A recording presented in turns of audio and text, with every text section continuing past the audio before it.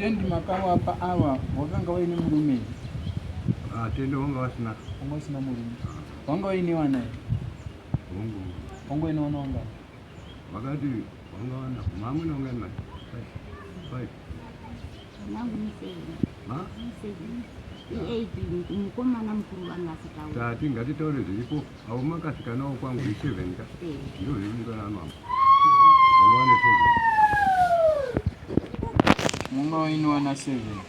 Wakauya chitoro chaga stendi kuita. Wakauya maya aiti murumo waisenda kukandu. Murumo waisenda kukandu na matimba uri kuvillage kwangu.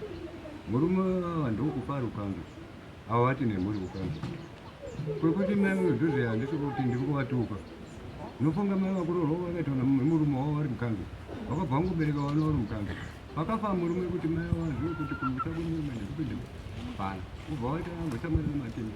Kusvika ndikati mai mune murume wenyu kumba kwemurume wenyu akadekei. Ndikanzi kwete inini ndiri kuti ndikutsvagira stendi mwana wangu kuti kana ukakura unope kurima. Ndizvo ere mai? Ndikutsvagira mwana wangu kuti tigarisane ndichengete mhuri yangu kuti ndidzoke kwana sekuru hazvisi. Ndizvo ere mai? Tsanangudai zazvikisai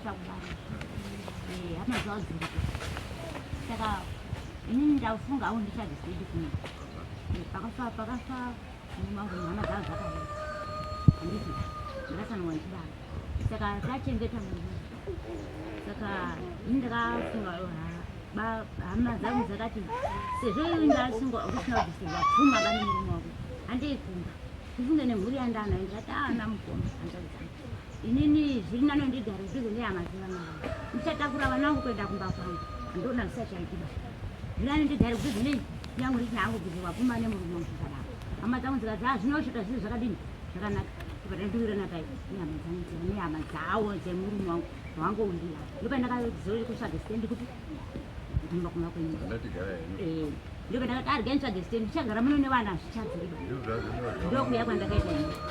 Saka nyaya iri pakuti sabhuku mai ava kana makawa pastendi vachiti dogara nevana nhasi mwana ako wadzinga pastendi iniso sabhuku ndizvo zvakanaka mukoma. Mwana uyu mai ava vakauya vauya pastendi apa pakutangisira akatanga kuti dhatifoe mwana wakakana namai vana totorengenaye namene akukushezenezvake ndikati mai one makana nemwana wenyu imi zvino makutiza mwana wenyu kuenda kumusakwenyu.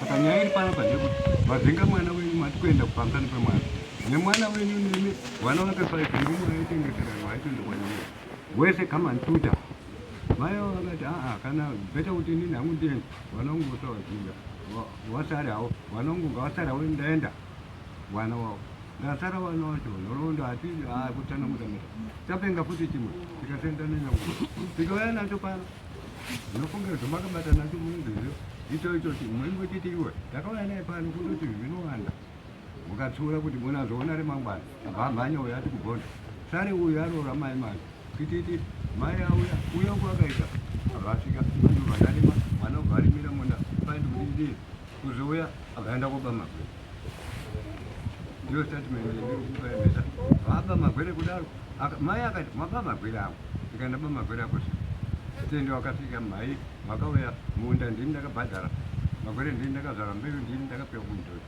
saka ndinofanira kutora ndipo wakanira 2 inini kuti ndisazoitonge futi papakoe kwakaita saa akabva abva nomwana abva asvika abva atora wano bvisa rota ravo mbuya nesosi pandabvisa rota rangu ndibva ndabvisa rota rangu vandakanda sosi mwana uyu abva uya abva asvika abva atora sosi rangu abva wabva ati panawo pagari abva kudibeta mubamama nendivandati iya nditoke nekwamama ipo panga pane tsvagiridzo zveimuka kuti sabhukuti ipe muchilondo wewavo apa ndaandati kuti kana maungo wacho akauya nekupumhana kutora sosi yamai aisa apa ndakati nongoenda kwamambo kazoyapo wakauya kuti mayako mangwana wega mwana wangu ndakamuti mangwana ingodzisa kwako saka waiona enda kwamambo ndicho ndakamuita akati ndiri kuuya Zvino mai handiti murundo zvinziro chataura mama.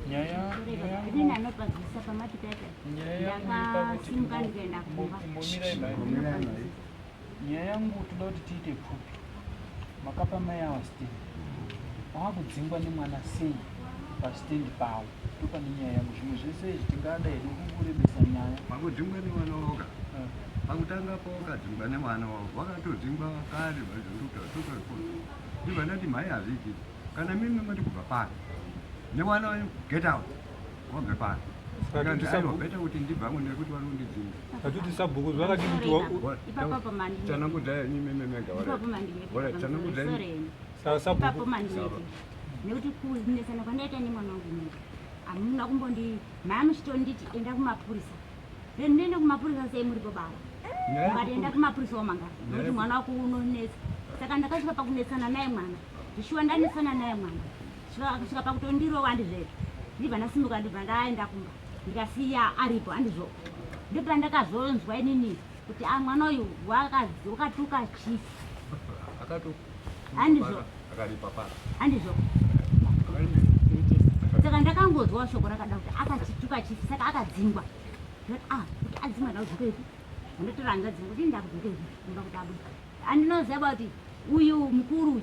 Ndopandabva ndakasvika awaka 1 room pamba paya. Ndasvika kudaro awaka 1 room ndopakandibvunza kuti mai mauya zvamauya kwamabva kumakasvaga stendi kumba kwenu. Ndikati inini handitsvage stendi kairi bani stendi ndinayo. Zvikanda manje pane pagari baba nangu kuti imimi mune wana ari mashuro waning'ina wangu ndika akaroora vachandidzinga pano. Handizvo zvakadaro ndikati inini handitsvage stendi ba. Iwe wanoti iwe haugoni kugara nawo ba. Iwe chitsvaga stendi udini? Ubve pano. Ndipakati inini handisi kubva. Imini ndichasimuka pane nana ine. Pana mpagari zvesho andogariba. Yabva yarambeka ndodaro svikire izvi. Ndinotika kutsana kudza kwandiri. Ndompakana kusvikira kupi kuno kuti pana mpagari. Asi zvakadaro pandakaziva kuna sabhuku ndakauya pano. Ndikati baba ndiyo nyaya iripo asi makazvini makanipindura muchiti uyu mukomana ndakazobva kuno kunetsamba. Makati imimi handigoniba kuti ndimutonge uyu. Nekuda kwokuti wakambondituka. Tiri pamatakishop apo. Saka andituka kudaro. Saka ndakamubvunza kuti iwe sei kundituka ndiri sabhuku muno. Ndakabva atenga super band pabva nyara nyaya yabva yapera nyara. Asi zvakadaro. Mira ndikati saka inini munganyengerwa nesupa here. Nemhuri yenyu iri mumuri kuti mungatongwa nevana vairi kuti wabva manzinyarara. Mamati inyanyanya ndigonete kuti nekuti ndekwachi. Saka ndiko ndakabva. Ndauya ndabva ndadzoke. Ndibva ndapuwa chini. Ndakapuwa tsamba. Ndapuwa tsamba ende munopuwa rakazara. Zviri kuita sabhuku. Zviri kuita amai nevana. Saka ndakasvika kwamuri uyu mwana uyu. Saka watawa mubhuku mandika. Saka ndiri kuere mubhuku mukati handisimo. Mukati inini handizvi kuneswa nekuti hamuna kundipa mariba. Hapana mari ndikutonga basa. Pandakutomutonga asi hapana mari. Saka ndopandakati manje inini izvo makuti mira ichazitwa ndisangu. Samuri sabhuku muruti ndisimuke ere uyu agara. Ndikanzi mukati uyu stendi utori naye. Utori nestendi. Azviiti timusungise mwana. Makutomusungisa kamwana uyu. Inini pepa ramandipeta. Ndopandakazopuwa tsamba. Ndikapuwa tsamba yangu. Ndaine tsamba iyi ndabva naye kwababa. Saka mukati handisi kupindura batsamba. Nekuti yoda kusungisa mwana uyu. Pisa mandisi kupindura ba. Iwe tanga waenda kuona maitakudzwa. Maitakudzwa aenda kutaura mwana wako kuti auye kuno kumwana wako ndataura nandizikupe tsamba. Yakazorara kuno.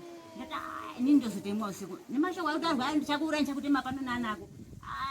Nini ndachandiwa kutaura mngwani. Sho ndakabva ndayabva ndarara. Fumi racho takanga tanzi tuete siku. Asi takati anditumire imini sabhuku nami nemwana wangu nenini. Saka ivo vakaramba. Mukati nini handisi kuyaba. Mwana wangu akati handisi kuyaba. Akati tsamba utazvizwa. Toda kuti titaurirane tidimbure nyaya iyi. Ndinofunga vanhu vese vari panapa vanozviziva kuti even pasi chigare. Tinoziva kuti mai ukaita vana vako kana 5. Handitika munhu anosara pamba elast born handi. Wamumesi munondotsvaga mastendi enyu. Saka sabhuku chandiri kutaura ndechekuti mai ava kana vari wakatsvaga stendi vanofanira kugara pastendi pavo vakasununguka. Handitika uyo mwana ngaandotsvagawo stendi yake yaakazvimirira kwete kuti ashunguridze muchemberedzi. Saka imimi ndoda kuti mundodaidza mwana iyeye mumutaurira kuti pasitendi pamai ngaasuduruke, ngaandotsvaga pake apa, ngaasiye mai ari pano. Mai ndiye achazosarudza munhu waanotaura kuti mwanangu ndoda kuti ugare uri padhuze, tikandikazorora usipo wogara pano. Handiti izvi zvimwe zvese zviri kutaurika izvi hatidi kuzvinzwa, nokuti sabhuku imimi muripo nekuprotekta vanhu vanosangana nematambudziko akadai. Hamungati mai vanodzingwa pasitendi kana kuti vanorohwa nemwana pasitendi pamwe. Ndosaka manzo ndabvunza pekutanga paya kuti mai vamakawa pasitendi iri mukati kunge. Saka sitendi ndeyamai yaisiye vana, vana ngavatsvage dzavo dzavanozosiyirawo vana vavo. Saka ndachikumbira chaizvo kuti mubatsire mai ava, nokuti mai ava nhasi vakatemwa sabhuku ndimi muchasungwa, nokuti kunonzi muna kuita basa renyu. Aiwa, neniwo ndinotenda vadaremete mazvinzwawo. Inini ndinonga ndati zvinhu zvisinembwa. Kana nguzo ndeyekuti maiyo tatikwata ndiro tati. Ndakakuudzai kuti ndikutaura ndikataura nemwana wangu. Zvino nhasi ndikabva pano. Ndingomana kusvika nhasi. Kunosvikira kuti Samwari wakapupura 1 week unge waenda. Wondino ndeyekuti rusungurudza mai wako kuti nesitendi. Tonzwa mhinduro dzake. Iye vanhu vakanditaura achiti akanitaura kuti inini sitendi ndinayo kana sabhuku unozviziva ndisitendi, imi hamusina sitendi pano. Takatonesana maningi. Imimi amai munofanira kumira nezvamakamira.